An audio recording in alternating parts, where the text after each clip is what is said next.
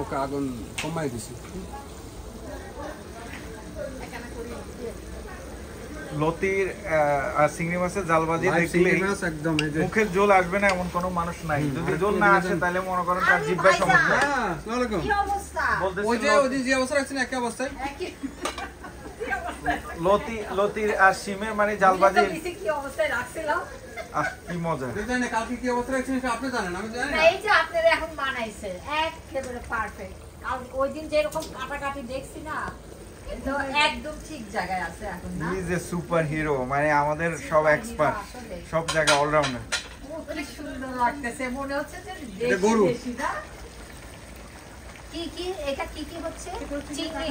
এটা লাইভ চিংড়ি মাছ। গরুর মাংস। লাইভ চিংড়ি মাছ দেখছেন এখানে? লাইভ চিংড়ি মাছ চাইনিজ দোকানে দিয়ে দেখেন না লাইভ লতি চিংড়ি দিয়ে মাছ, পাকানো। লাফাই যে চিংড়ি মাছগুলো, হ্যাঁ, ওইটাই।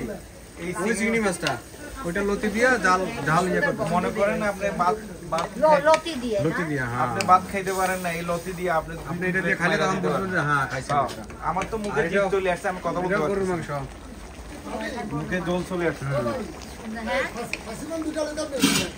হ্যাঁ? এটা? Persimmon, persimmon.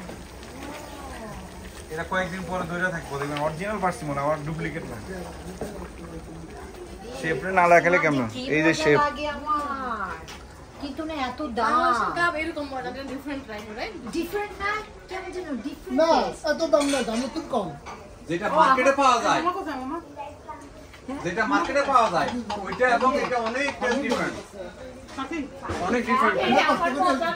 আমরা কষ্ট করে এত ভালো লাগে আমার এই